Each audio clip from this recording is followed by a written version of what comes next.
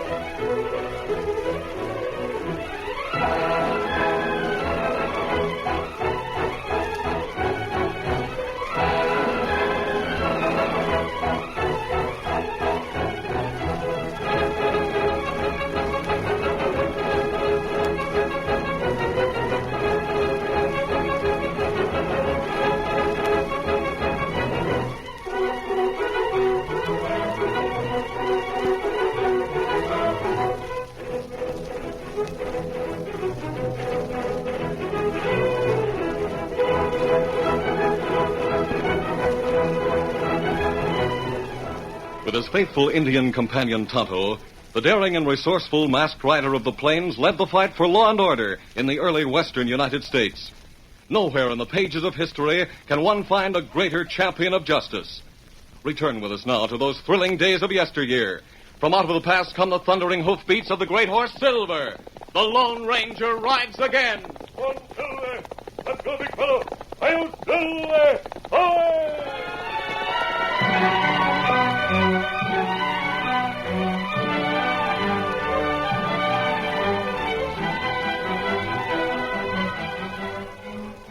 In 1867, when the steel rails of the Iron Horse penetrated the Wyoming Territory, the Union Pacific Railroad Company laid out a town and called it Cheyenne.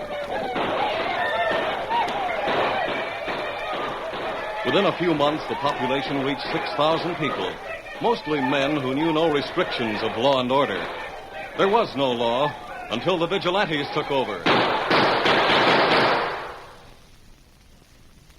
There were no delays, no trials, and juries never disagreed. Law and order was established, and people like Laura Bates were able to mind their own business. Laura ran a general store. Hi there, son. What can I do for you? I have a list of supplies. I guess I can get them all right here, can't I? Well, if you can't get 'em in my emporium, you can't get 'em in town. I got everything from side meat to sassafras and bacon to blasting powder. Here, let me see your list. Here it is. Sizable list.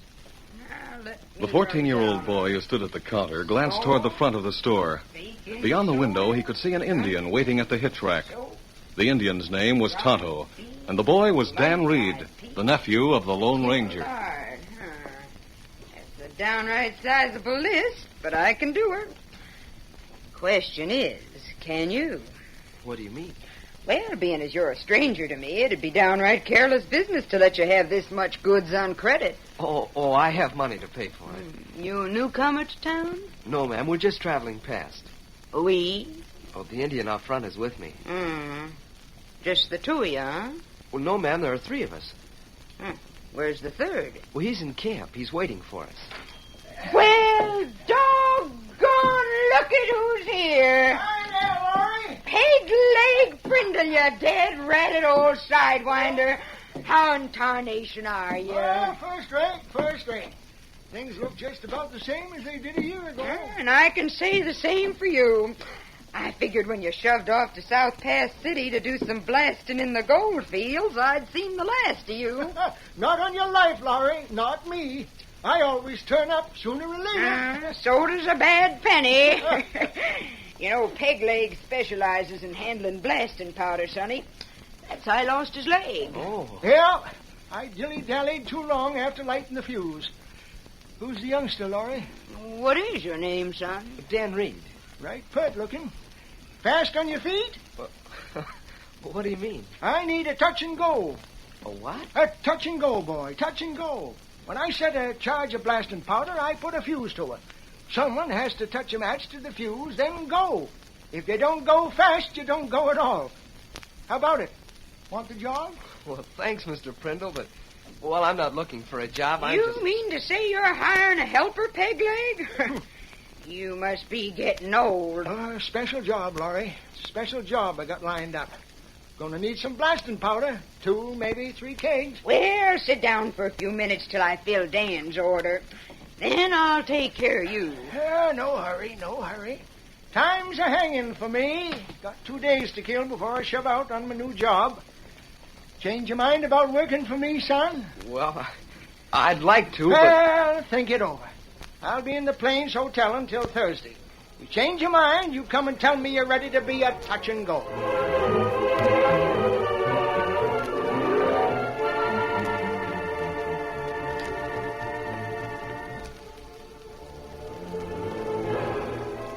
It was evening when Dan Reed and Tonto reached the secluded camp where the Lone Ranger had been waiting. It was after supper when Dan told about the man whom he had met in old Cheyenne. He certainly was interesting. I wish you could have heard him talk. How about you, Tonto? Did you see anyone interesting? No, me not see him. I'm sure Dirk is somewhere around here. Dirk? Yes, the man we're looking for, Dan. Well, I didn't know you were looking for anyone. A thief. He and his partner stole a payroll from the Union Pacific. Oh, golly. They were captured on the south part of Ace Terrell's ranch, just a few miles north of Cheyenne. The money was never found. Well, if they were captured... They escaped from prison a few weeks ago. Oh. The robbery was committed near town. Do you think they'll come back here? I think the payroll money is hidden somewhere near here. The thieves couldn't have gone very far with it. They were captured too quickly. The man I saw in the store seems to have traveled a lot. I might ask him if he's seen Dirk. Oh, he's probably left town by this time. Oh, no. He said he'd be in town for a couple of days in case I changed my mind about working for him. Well, if you want me to, I'll go into town and ask Pegleg Prindle. What's that? Huh? Did you say Pegleg Prindle? Yes. Why? Is he the one who was in the store? Yes, but I don't Tonto, think... do you remember that vigilante we talked to? Me remember. Him named Ben Nelson. Yes. He's the one who told me Dirk had been seen near here. You see him talking to Prindle. Dan, you said Prindle offered you a job. Yes. Is it still open? Well, I guess so. He said I should look him up if I changed my mind about taking it. Take it. You mean I'm to go to work for Pegleg? That's it. Me saddle Victor, Dan. Oh, thanks, Tonto. I'll help.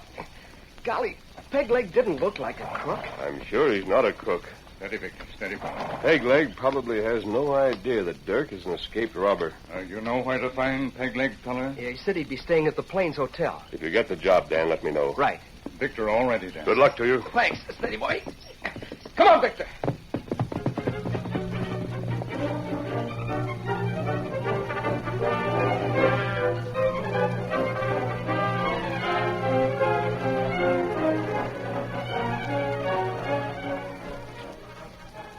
Pegleg Prindle occupied a room in the rear of the hotel's first floor, and he had company. The man who sat on the small bed was the escaped thief, Larry Dirk. I sure was surprised to see you, Dirk. You were so particular in saying we had to keep our business arrangements secret. That still goes. Well, it don't look like it when you come right here to my hotel room. The other day when we talked, you didn't want to come into town at all. That was the other day. Yes, Things but then... have changed since then. I've got to work fast. You said we'd start out on the job at the end of this week. It's all changed. We're starting out on the job right away. You mean tomorrow morning? Well, maybe we could do it if we don't start too early. I've got quite a few things to get ready. I mean tonight. Jumping sassafras, Dirk. I couldn't start out tonight, not by a jugful. You've got horses and a wagon, haven't you? Yeah, sure, You but... said you were going to get blasting powder today. Did you get it? Yes, I got that, but there's a lot of other things I'll likely need. Besides, I ought to have some fella for touch and go. For what? A helper. Someone to touch off the fuse. I can't get away fast like I used to before I got this peg leg. I said we're going tonight, and that's all there is to it. Now I wonder who could be rapping on my door at this time of night. Land's sakes, Past 9 o'clock. I'll answer it. Dagnammit, can't I even answer the door to my own room? Shut up. Who's there? It's Dan Reed. You remember me? Who's Dan Reed? I remember. He's the boy I was talking to in the store. Told him if he wanted a Oh, job... Mr. Prindle. Did you hear me? Come on in. Oh. Oh, hello, Mr. Prindle. I didn't know you had company. Evening, Daniel. I'm glad to see you again. This is a gent that's hired me to do some powder work. Oh, Did Pegleg speak to you about a job? yes, he did. Do you still want it? Well, yes, I guess so. You're hired. You might at least let me hire my own assistant. Well, go ahead. You're hired, Dan. Did you come on foot or horseback? My horse is tied out front. We'll take care of it later. We're going to start out right away. Right away? That's what I said. Dirk, let's talk that over a little bit. Now, if you could just give me... Dirk! What about it? Is that your name? You heard it right. You... Oh, golly. Daniel, what's the matter? Yeah, boy, what's the matter? Why are you looking so wide-eyed? Maybe you know something about me, huh? You're a thief. You broke out of jail. Great day. I'm getting out. No, you don't. Get back there. Oh, Dan! Keep quiet. Dan, are you hurt? No, I'm not hurt. He pushed me when I was off balance. You make noise enough to bring anyone to this room, and I'll add to that noise with this gun. Now, see here. If what this boy says is true... It is true. He and his partner stole a Union Pacific payroll. They broke out of jail. All right. Now you know the truth. What are you going to do about it? Well, I'll tell you what you're going to do. You're going to help me just as you agreed, and you're going to use this boy as your helper. And we're going to start right now. My pal's waiting out and back. Dan, looks like we got no choice. Open that window. Hurry up. All right. I'm going to. Now get this straight. I've got to travel fast because I left a dead man at the edge of town. What? Yeah, Kit Fawcett, the critter that broke out of jail with me. I got a new partner waiting outside. I'm telling you that so you'll know I won't hesitate to shoot again if necessary. Pete, you out there? Yeah. Cover these two as they come out the window. As soon as I join you, we'll tie them till we get to where we're going.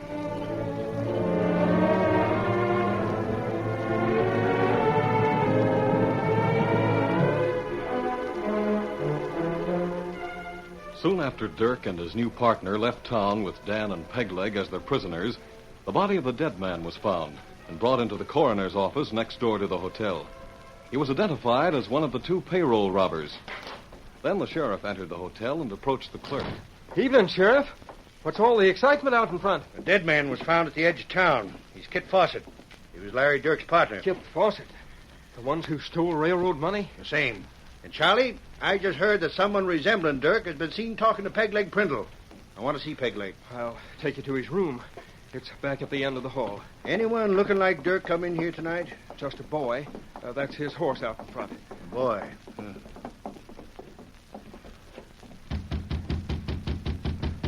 Of course, Dirk might have come in while I was away from the desk. Don't seem to answer the door.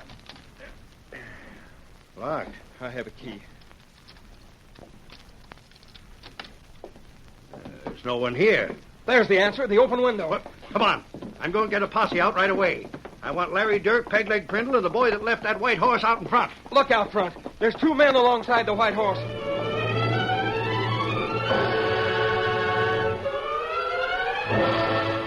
The Lone Ranger and Tonto had ridden into town and found Dan's horse in front of the hotel. They looked up as the sheriff and clerk approached. Hey there, you. He's masked.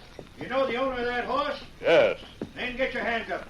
The owner of that horse has sneaked out the back window of the hotel with Pegleg Prindle and the killer Larry Dirk. Oh, take Victor's reins. We've got to make a run. Don't try no tricks. I don't know any tricks, Sheriff. But I've been told that a good way to disarm a man is this. Look out! Why, Get going, fellows. Try to be quiet. Come to the left.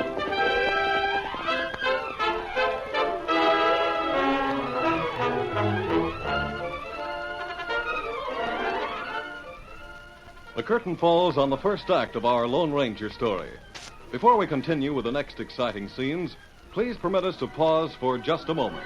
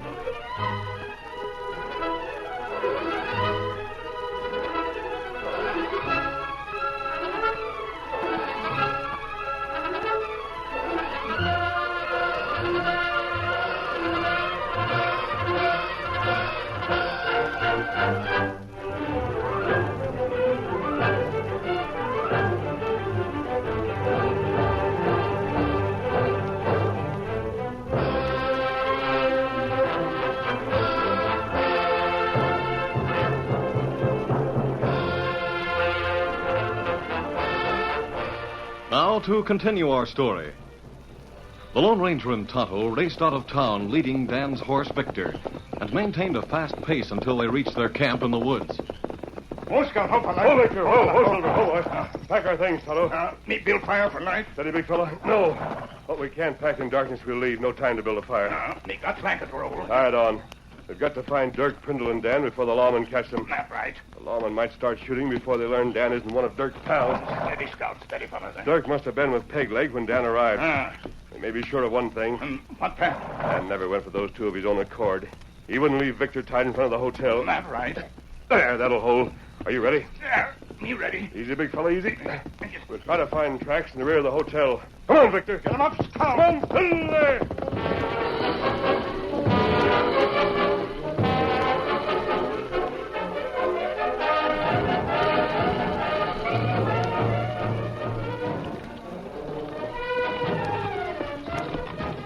Larry Dirk sat beside a man named Pete, who handled the reins of Pegleg Prindle's wagon. Pegleg and Dan lay on the floor of the wagon, tightly bound near the blasting powder and fuse. If this ain't a fine kettle of fish, a fine mess of stew, a pretty fix, tied up in my own wagon, captured by killers and made off with in my own rig, a man of my reputation. Mr. Prindle, have you tried to get your hands loose? Man of my background and character. Man that has had 40 years of honest toil behind him. If we could just get these ropes off. Ropes? If I didn't know there was ropes on my wrists, I'd swear they were steel bands. They're that tight. Oh, what a fool I was. I should have suspected something wrong about this job when Dirk first mentioned it. I should have known that he wouldn't pay what he promised for an honest piece of work. I should have been... Did Dirk say what he wants you to do for him? He said it was a blasting, that's all. My horse was left behind. Maybe my friends will find it, know there's something wrong, and come looking for us. Don't hold to no hope, Dan. But we might... Things are bad now. If we're found, they'll be worse. Worse? Dirk killed his partner. He'll be wanted for hanging. The law will think that we're in cahoots with him. Maybe not. I was seen talking to Dirk before I knew who he was. Then you come to see me. You're in as deep as I am. If the law don't find us, Dirk will likely kill us. If the law does find us, we'll hang along with Dirk and that critter he calls Pete. There's no hope. One side is dark and the other side is darker. But my friends might find us before the law does. Then Dirk will kill your friends. Oh, there. I wonder where we are. Hold on back there. We're going over a few rocks. And we're at the end of the trip. Where are we? I don't know. Hold on.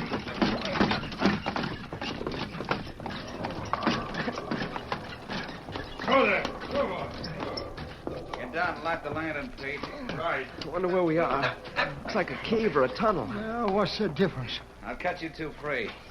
You can come out of the wagon now. We're inside a cave. Inside a cave? That's right. Come on, get out of there. This is where you go to work, Pegleg. There's a couple of other lanterns over there near the wall, Pete. I'll light them up. Nice big place, huh?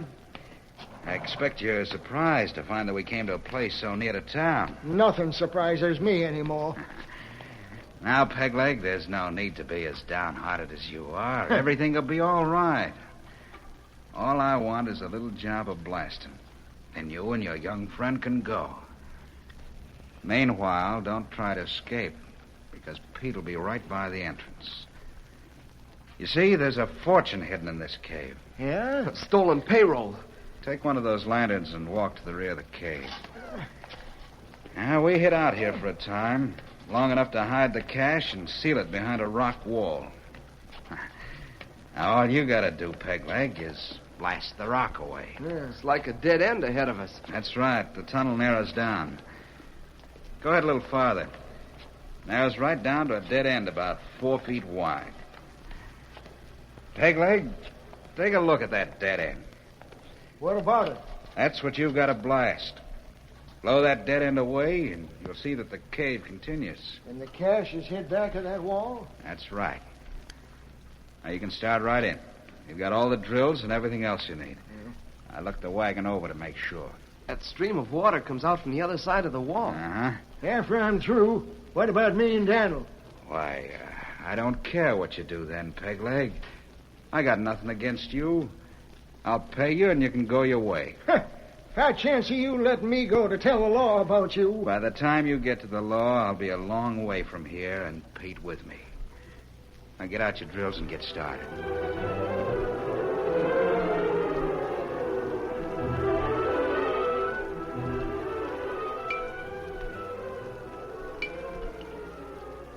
Hour after hour through the night, the sound of drilling filled the cave.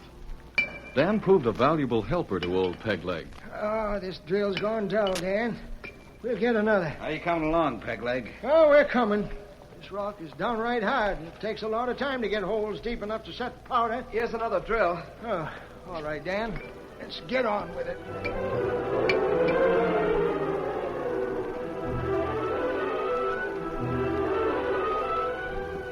In the meantime, the Lone Ranger and Tonto moved slowly through the night, following the tracks of the wagon they had picked up in the rear of the hotel.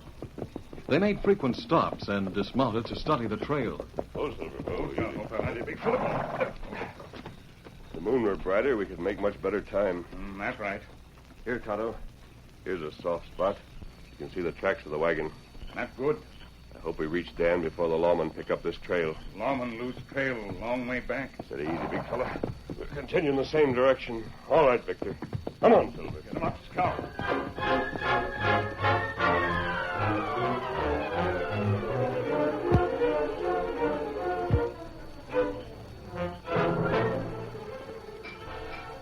Dirk's partner was at the mouth of the cave and becoming increasingly impatient as the rhythmic hammering on the drill continued.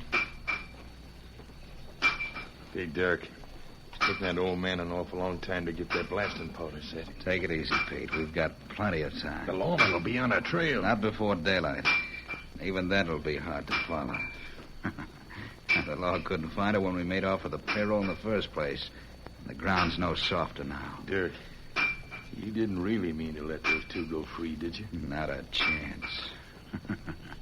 Pegleg may not know it, but he's setting powder for his own death.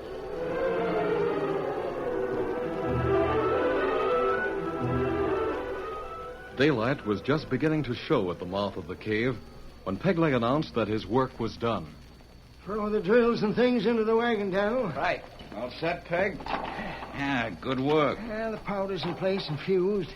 Fire any time, Dirk. Fine. Now get your hands up. You too, Dan. What? Hold on. You heard me up with them.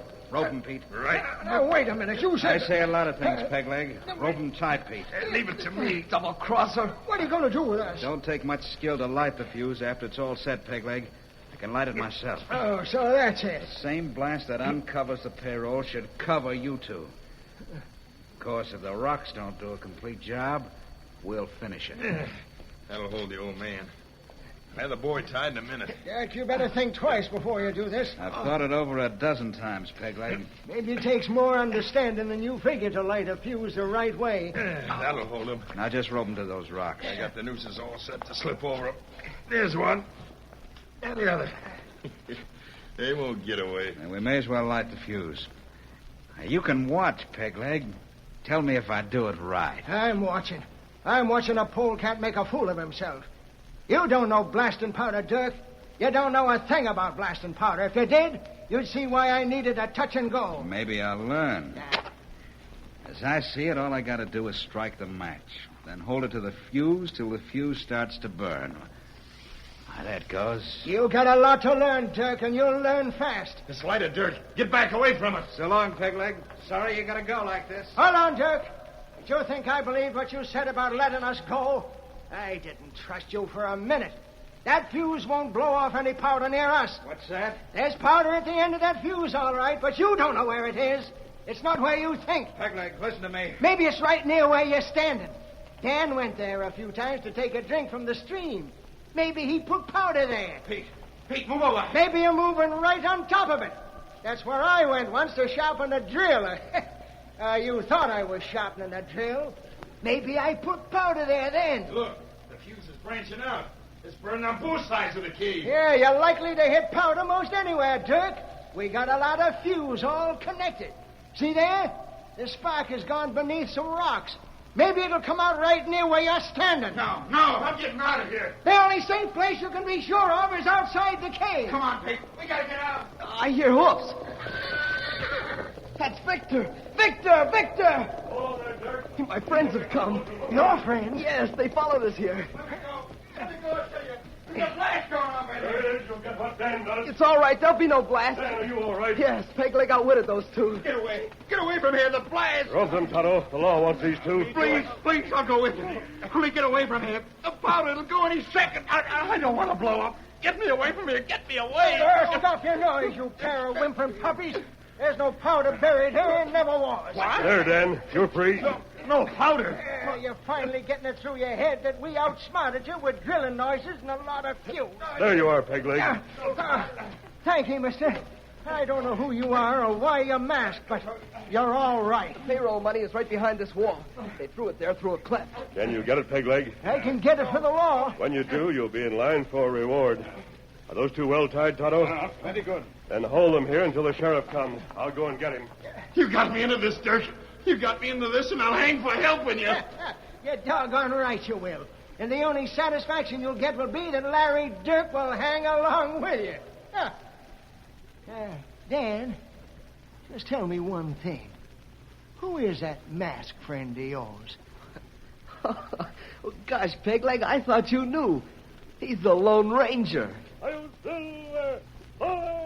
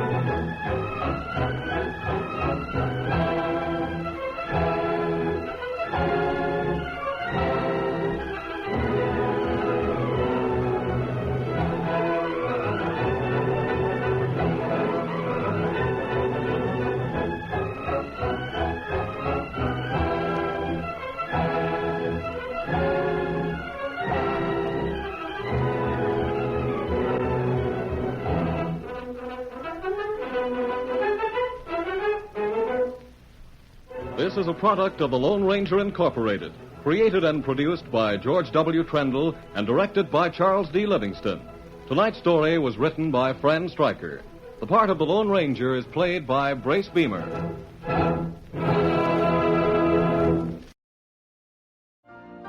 You've been listening to the OTR Gold Network. Find more classic radio at otrgold.com.